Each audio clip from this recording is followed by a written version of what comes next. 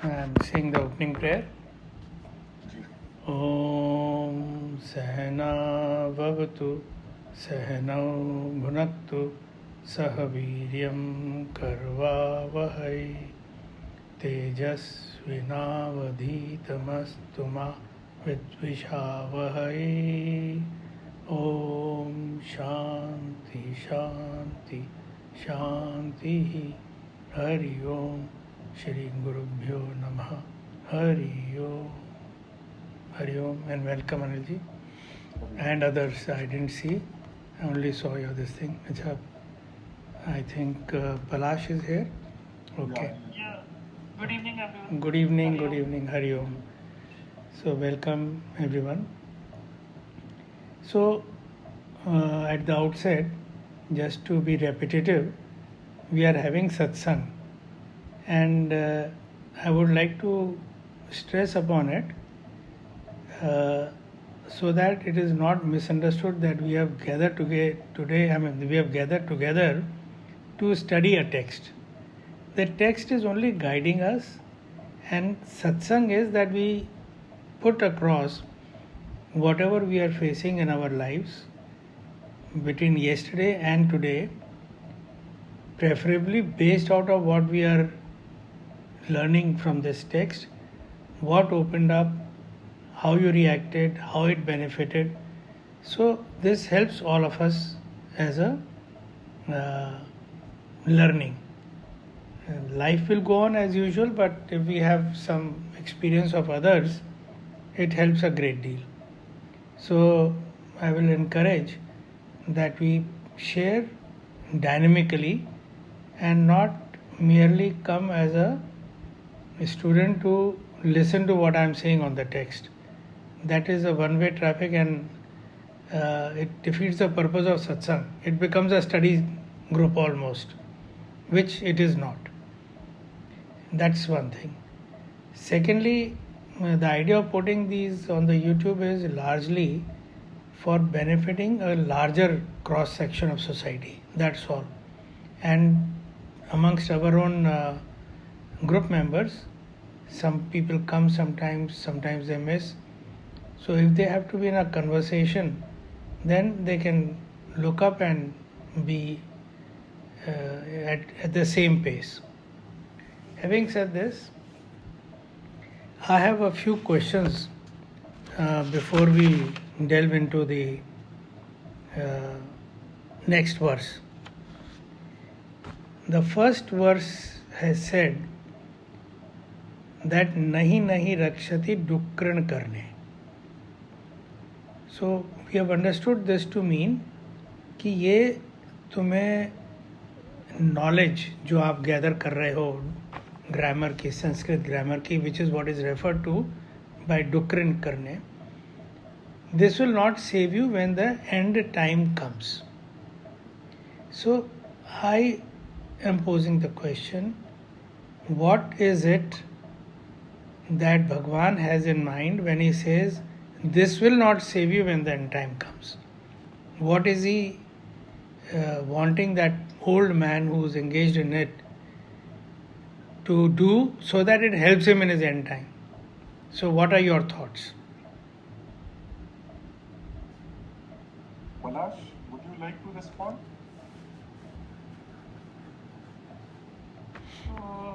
I think you can go ahead, sir. It will take a bit of time for me to connect to the dots.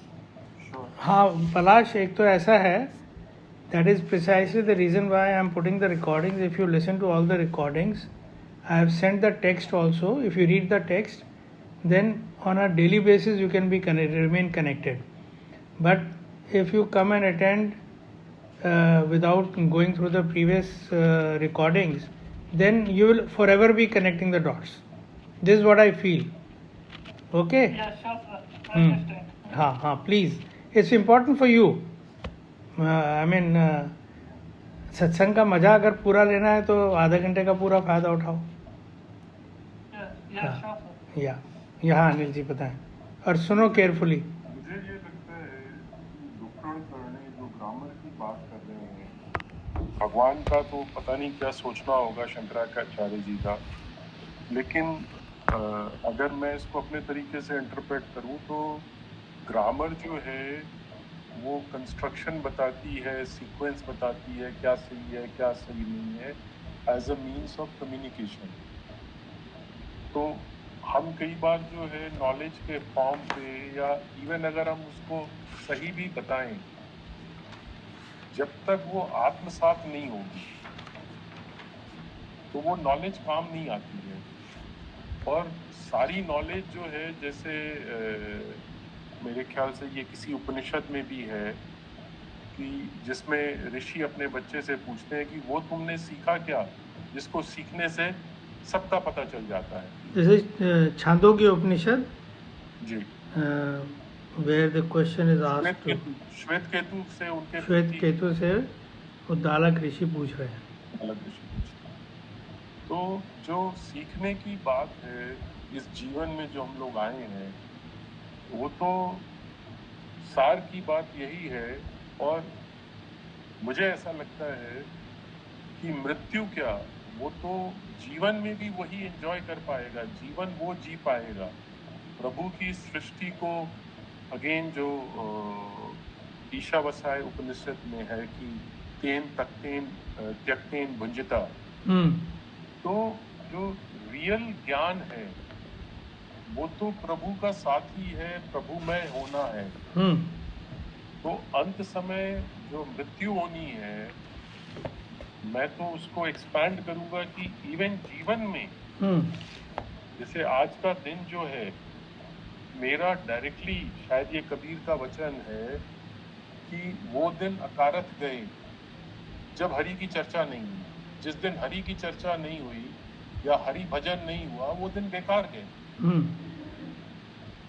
तो मैं तो मृत्यु से भी इसको जीवन में ही ले आऊंगा कि प्रभु याद है तो जीवन में फिर फुलफिलमेंट है, ब्लेसिंग्स दिख रही हैं। और प्रभु को भूल करके माया का प्रभाव जब पड़ जा रहा है तो फिर जो है वो दौड़ चालू है। फिर चाहे वो ग्रामर की हो, चाहे धन की हो, चाहे परिवार की हो, चाहे किसी भी चीज की हो। तो मैं अभी आपने कुछ 3-4 चीज़ें मिक्सअप कर दी, तो मैं I will just use the telescope and focus on the issue what God Bhagwan refers to Antkale. So that you have said कि this old man is engaged in the study of grammar, whereas at the last moment it is not the grammar which will be of help. He must study that knowledge which is indicated in Chandogya Upanishad. And in Chandogya Upanishad we have studied that he has given him the knowledge of Tat Tvam Asi. Okay. Now my next question related to this is,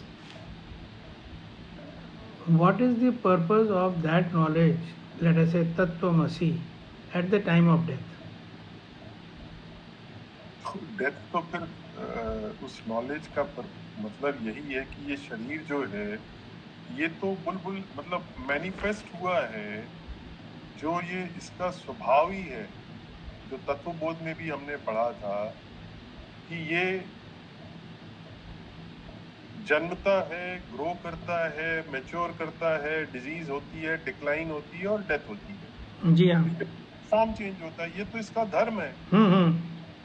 तो उसमें तो कुछ भी unusual नहीं है। और जो जो जो ब्रह्म है वो उसका न कभी जन्म होता है, तो वो ज्ञान मिल गया तो फिर मृत्यु तो है ही नहीं ना, उसकी तो मृत्यु नहीं है। और जैसा गीता में भी भगवान ने किया है कि ये वस्त्र बदलने जैसा है, या शायद अब वस्त्र बदलने की जरूरत भी नहीं होगी, उस ज्ञान को प्राप्त हो गया। शायद क्या, सारी जगह भगवान यही कहते हैं कि वो फिर आवागमन से आप मुक्त हो। Okay, wonderful ji. So this is to the point which I am resonating with you, that when Bhagwan says this will not save you from death, he is saying that this concept that I am dying and I am being reborn, this will go on ad infinitum if you are not acquiring the knowledge, as you said, about your own self. Yep. Or we have already discussed, it is not only knowledge, it is anything that we are pursuing. Within quotes, I will say for lokeshna. It is maybe power, it may be knowledge, it may be XYZ. All that is of no use at the time of death. Unless whatever is being acquired to ensure that it helps you at the time of death. And the sure short way is that you understand clearly that it is the body that is dying and you as an Atma that does not die. So this knowledge has to be cemented. That's right, Ji. Ji. So now the why this happens, why are we fearful of death, or why does death come to us? It happens because we have a delusion. The delusion is I am not the Atma but I am this body, mind, intellect. ठीक है? जी.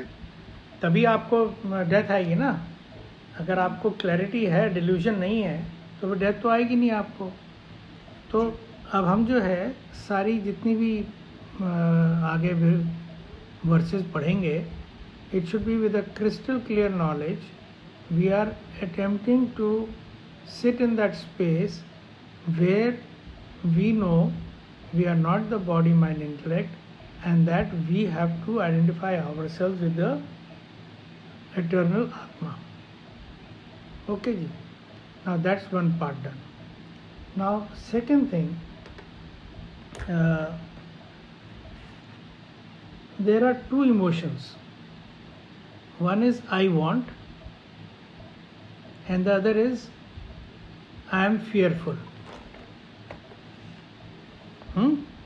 जी. Where do they, or is it, do you agree with me that all of us languish under these two emotions? वही Dzire और fear, grid, राग और द्वेष. तो fear जो है हमको नहीं चाहिए. फियर उस चीज का है जो हमें नहीं चाहिए. और राग वो है कि आई वांट, मुझे ऐसा होना चाहिए, Dzire.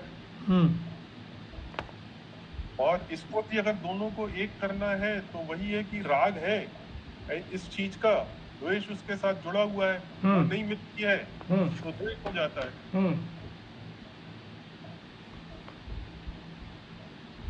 Palash, this is not connected to the book as such. These are some basic questions that I am raising so that we can understand the text better. Would you like to contribute? Are you also aware and that we have these two questions in our mind, I want and I am fearful?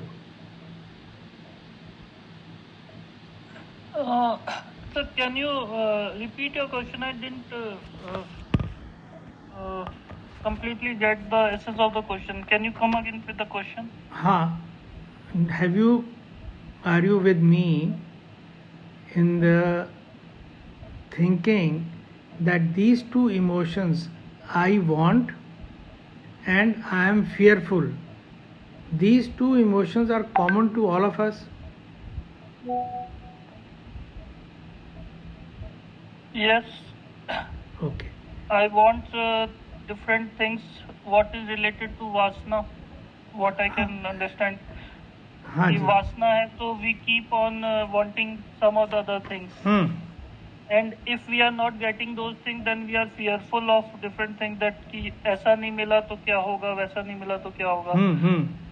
If we are into the जो भी सामाजिक things, if we are into the day-to-day activity, then we are too much worried and fearful about different things, that ऐसा नहीं हुआ तो क्या होगा, वैसा नहीं होगा तो क्या होगा. तो ये आपने कहा कि आई वांट तो वासना से आ रहा है, और ये फियर कहाँ से आ रहा है?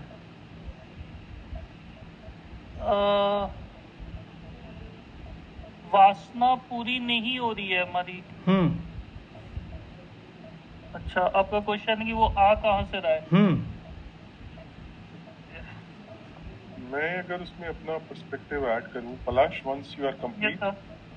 वो सोच रहे go हैं, ahead. पलाश सोच रहे हैं, आप बताइए। Yes. भाई देखिए, जो ये फियर आता है वो हमारी लिमिटेशन से, हम जो है ये लिमिटेड बॉडी, माइंड, इंटेलेक्ट है और ये संसार बहुत बड़ा है और हम द्वंद्व देखते हैं।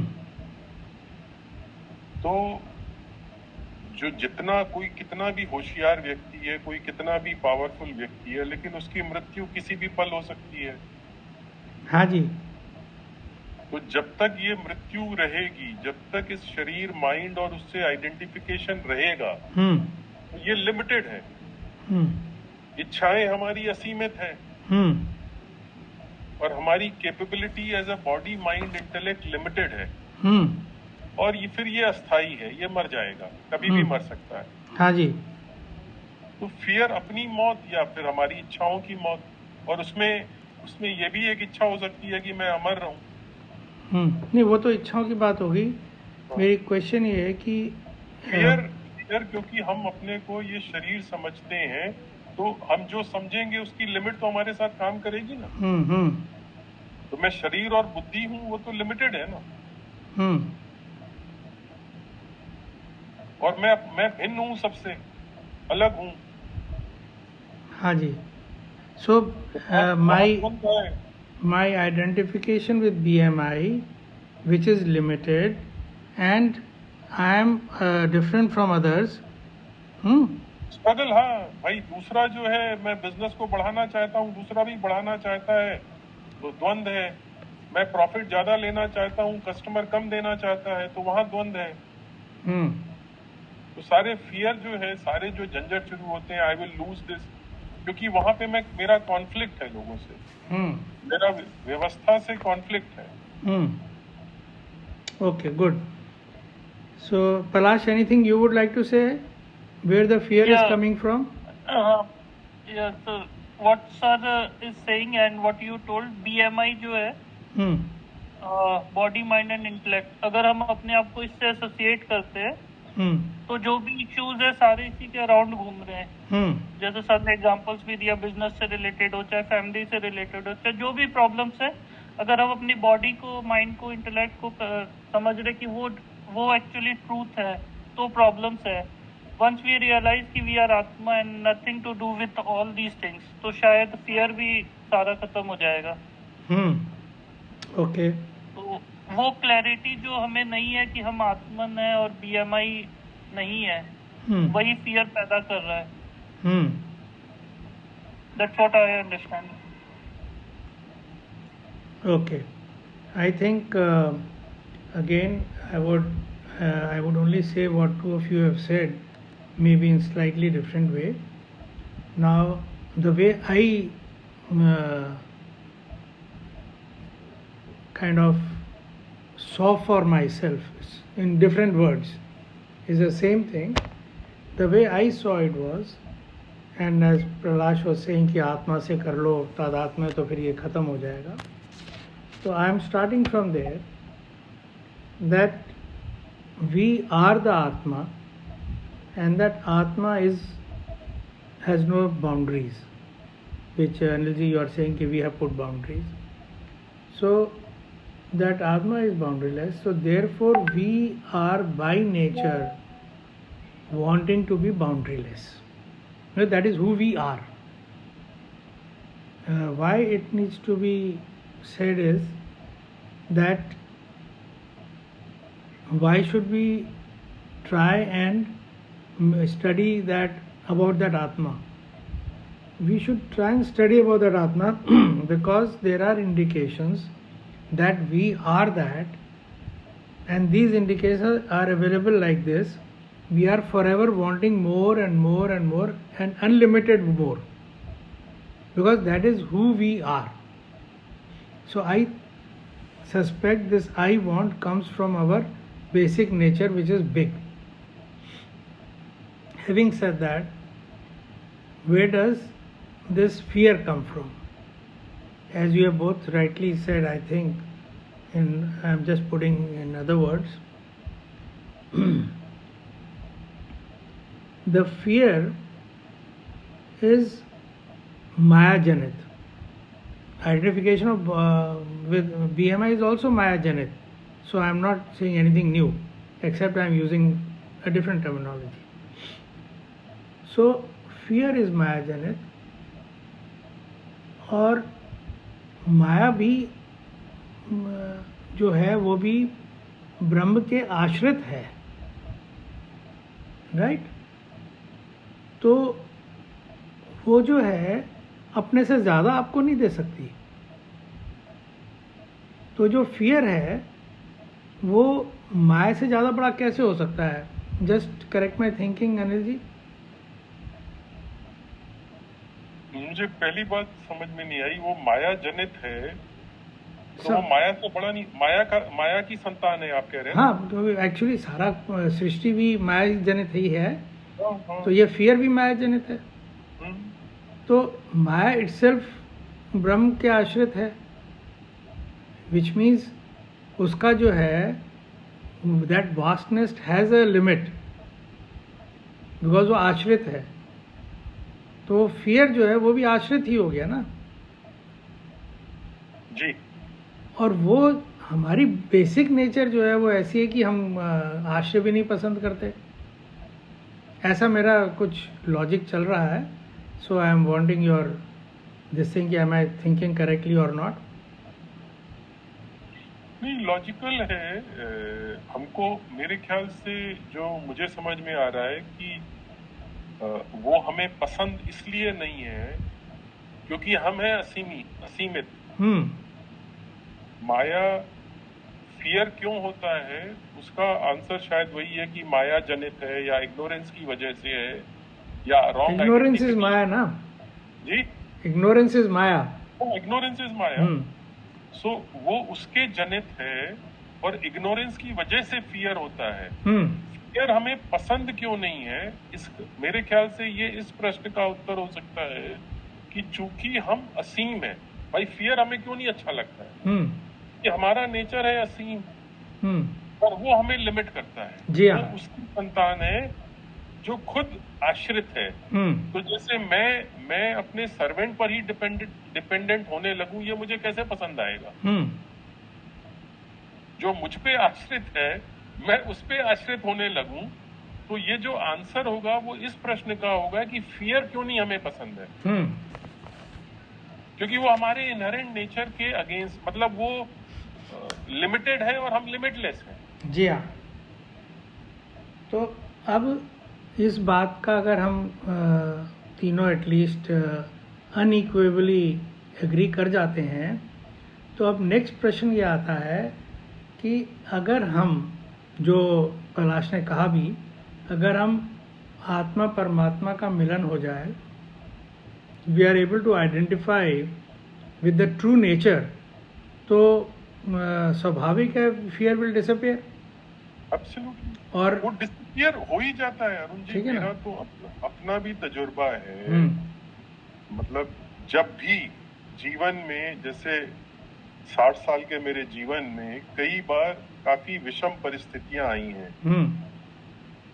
तो जब प्रभु पे भरोसा है और प्रभु साथ में है तो फिर कोई दिक्कत है ही नहीं. होना क्या है, मृत्यु भी जो होनी है. तो भाई जैसे मैं आपके साथ अगर शेयर करूं कि मेरा भतीजा 8 साल का, उसको इलेक्ट्रिक शॉक लगा सपना में, उसको दिल्ली लेके आए और डॉक्टर्स ने बोला कि इसको बचाने का एक ही तरीका है कि दोनों कंधों से दोनों हाथ काटने पड़ेंगे और दोनों पैर घुटनों के ऊपर से काटने पड़ेंगे क्योंकि ये इसका गैंग्रीन हो चुका है. और इसको आप वापस ले जाओ, इसका ये ऑपरेशन भी नहीं किया जा सकता है क्योंकि अगर हम डिले करेंगे तो ये पॉइजन स्प्रेड करेगा. और अगर अभी हम ऑपरेशन करेंगे तो बॉडी ऑलरेडी इतनी शॉक में है, वो ये शॉक ले नहीं पाएगी. तो आप इसको वापस ले जाओ. ये प्राइवेट हॉस्पिटल वालों का कहना था. तो नेचुरली फिर हम सफदरजंग गए और सफदरजंग में उसका इलाज शुरू हुआ। ये सिचुएशन जैसे बहुत मुश्किल थी, उस स्थिति में भी जो सुनील भाई साहब हैं हमारे, हमने उनसे पूछा कि भाई क्या किया जाए।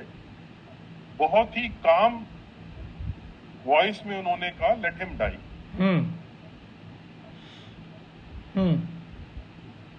तो मुझे लगता है वो बहुत प्यार करते थे अभिषेक से, सभी बच्चों से बहुत प्यार करते हैं, लेकिन जो